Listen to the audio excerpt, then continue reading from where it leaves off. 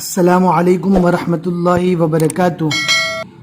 अल्हम्दुलिल्लाह, हमें उम्मीद है कि आप हज़रात बख़ैर आफ़ियत होंगे और उर्दू के आसान कायदे के वो सबक जो हमने आपको इससे पहले पढ़ाए थे, अल्हम्दुलिल्लाह आप हज़रात ने स्टेप बाय स्टेप उनको अच्छे से सीख लिया होगा। आज हम एक नया सबक शुरू करने वाले हैं। आज का ये सबक उर्दू के सीखने में बहुत ही ज़्यादा अहम है।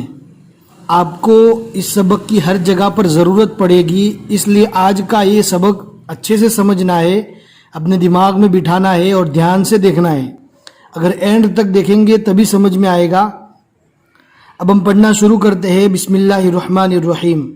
सबक नंबर 15। अगर आपके पास ये कायदा PDF में नहीं है, लिंक डिस्क्रिप्शन में मिल जाएगी, ज़रूर चेक करें। आज हम जो पढ़ने वाले हैं वो आपको समझना ज़रूरी है। इसको कहते हैं दो चश्मे वाली हा। अब बा, पे, ता, टे, सा, जीम, चे, दाल, डाल, डे, काफ और गाफ, इन हुरूफ के बाद अगर ये चश्मे वाली हा लगती है तो उसको कैसे पढ़ा जाता है, आज के सबक में हमें समझना है। अगर आप एंड तक वीडियो देखेंगे सारी चीज़ें आपको अच्छे से समझ में आ जाएगी। तो आज के सबक को समझाने के लिए हमने कापी में एक नक्शा बनाया है। आप उसको देखेंगे तो आज का पूरा सबक आपको अच्छे से समझ में आ जाएगा। अब हम पढ़ना शुरू करते हैं। बिस्मिल्लाहिर्रहमानिर्रहीम। सबक नंबर 15। आप देख सकते हैं यहाँ पर, इसको हम पहले क्या पढ़ रहे थे, ब। जब बा के ऊपर ज़बर आता था, हमने बाजू में इंग्लिश में लिख दिया है ब, और हमने हिंदी में भी लिख दिया है ताकि हिंदी समझने वाले भी उर्दू को अच्छे से समझ सके, ब। इसी तरह प, प, प, ये उर्दू में, ये इंग्लिश में और ये हिंदी में। इसी तरह त, त, त, ट, ट, ट, ज, ज, ज, ये सब एक ही है। च, च, च, द, द, द। ध्यान से देखें, मामूली चीज़ नहीं है। क, क, क, ग, ग, ग। अब इसके बाद दो चश्मे वाली हा लग जावे तो इसका वॉइस कैसे चेंज हो जाता है, आज के सबक में हमें वो सीखना है। जैसे यहाँ पर ब था, अब दो चश्मे वाली हा इधर लग गई तो इसकी वॉइस चेंज होकर हो जाएगी भ। जैसे इंग्लिश में हम ब लिखते हैं, बीच में एच आ गया, यानी दो चश्मे वाली हा आ गई तो इसको कहेंगे भ, इसको पढ़ेंगे भ। इसी तरह प है, लेकिन जब दो चश्मे वाली हा लग जाएगी तो ये प फ हो जाएगा। जिस तरह PA को हम प पढ़ रहे थे, आप देख सकते हैं बीच में एच लग गया, यानी दो चश्मे वाली हा लग गई तो इसको पढ़ेंगे फ। हिंदी में भी लिख दिया है फ। इसी तरह हम इसको पढ़ रहे थे त, लेकिन दो चश्मे वाली हा लगने से हम इसको पढ़ेंगे थ। आप देख सकते हैं TA त, लेकिन जब एच लग गया यानी हा लग गई तो इसको पढ़ेंगे थ, थ।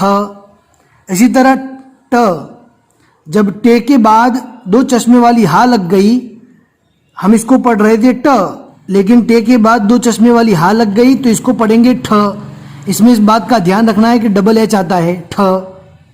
इसी तरह ज, जब उसके बाद दो चश्मे वाली हा लग गई, JA ज, लेकिन एच लगने से यानी हा लगने से ये हो जाएगा झ, यानी बड़ा ज हो जाएगा। इसी तरह चे, जब दो चश्मे वाली हा लग गई तो हम च को कैसे पढ़ेंगे, छ, दूसरा एच लगाकर छ। इसी तरह द, जब दो चश्मे वाली हा नहीं थी तो इसको हम पढ़ रहे थे द, लेकिन जब दो चश्मे वाली हा आ गई, डी के बाद एच एक्स्ट्रा बढ़ गया तो इसको पढ़ेंगे हम ध, इसको भी पढ़ेंगे ध। हमने बाजू में लिख दिया है ध। इसी तरह क, जब काफ के बाद दो चश्मे वाली हा बढ़ गई, जैसे हम के ए क पढ़ रहे थे, अब के बाद एच यानी चश्मे वाली हा बढ़ गई, अब इसको पढ़ेंगे ख, ख। इसी तरह इसको पढ़ रहे थे घ, लेकिन यहाँ पर दो चश्मे वाली हा बढ़ गई, अब इसको हम पढ़ेंगे घ। जैसे GA घ पढ़ रहे थे, लेकिन जब GHA आ जाएगा यानी दो चश्मे वाली हा बढ़ेगी तो हम इसको पढ़ेंगे ताकत से घ, यानी हिंदी में इस तरह घ लिखा जाता है। छोटा जो ग होता है घ, और इसको पढ़ेंगे घ। इतना फ़र्क है। इंशाल्लाह अगर आप इसको अच्छे से समझ लेंगे तो आपके लिए आज का ये सबक समझना आसान हो जाएगा। आज के सबक में एक चीज़ और समझने की ज़रूरत है, दो तरह की हा होती है। आप देख सकते हैं ये वाली जो हा होती है, इस हा को काफ के साथ मिलाकर नहीं पढ़ा जाएगा, बल्कि इस हा को आगे वाले से मिलाकर पढ़ा जाएगा। और जहाँ पर दो चश्मे वाली हा आएगी तभी वो पहले वाले हर्फ से मिलाकर पढ़ा जाएगा। अब दोनों में फ़र्क कितना है? हालांकि यहाँ पर भी काफ हा अलिफ है, लेकिन इसको पढ़ेंगे कहा, काफ को अलग पढ़ेंगे और हा को अलग, कहा। और यहाँ पर हम पढ़ेंगे खा, हा को काफ से मिलाकर पढ़ेंगे खा। दोनों में ये फ़र्क है। आज का हम जो सबक पढ़े हैं वो पूरा का पूरा दो चश्मे वाली हा के मुतालिक है, कि जब दो चश्मे वाली हा को बा, पे, ता, टे, सा, जीम, चे, दाल, डाल, डे, काफ, गाफ के साथ मिलाकर लिखा जाएगा तो उसकी वॉइस कैसी रहेगी, आज हमें वो पढ़ना है। बिस्मिल्लाहिर्रहमानिर्रहीम। अब देख सकते हैं इसको पढ़ेंगे भ, इसलिए कि बी ए के बीच में चश्मे वाली हा यानी एच बढ़ गया, लिहाजा यहाँ पर भ पढ़ा जाएगा। इसी तरह फ, थ, ठ, झ थोड़ा ताकत से पढ़ेंगे, और अगर चश्मे वाली हा यानी एच नहीं रहेगा तो इसको नॉर्मल पढ़ेंगे ज, छ। और अगर एच नहीं रहेगा यानी चश्मे वाली हा नहीं रहेगी तो इसको पढ़ेंगे च। अब यहाँ पर पढ़ेंगे छ, ध। अब ये द हो गया चश्मे वाली हा के लगने से, ख, घ। अब नीचे भी वैसा ही है, ब, फ, थ, ठ। ये आपको समझाने के लिए लिखा है, ज, छ, ध, ख, ग। अब आगे हमें जबर जेर पेश लगाकर पढ़ना है, भ, भी, बू। ये पहले क्या था? ब, बी, बू था, लेकिन चश्मे वाली हा लग गई तो ब, भी, बू हो गया। प, पी, पू था पहले, लेकिन अब चश्मे वाली हा लग गई तो फ, फी, फू। ठ, थी, थू। ठ, ठी, ठू। झ, जी, जू। च, ची, चू। सी, एच, ए च हुआ, सी, एच, आई ची हुआ, और सी, एच, यू ये हुआ चू। लेकिन चश्मे वाली हा बढ़ गई यानी सी डबल एच ए तो ये हो गया छ। सी डबल एच आई छी, सी डबल एच यू ये हो गया छू। बहुत आसान है, जैसे इंग्लिश में एच रहता है इसी तरह उर्दू में चश्मे वाली हा रहती है। द, धी, दू। ख, खी, खू।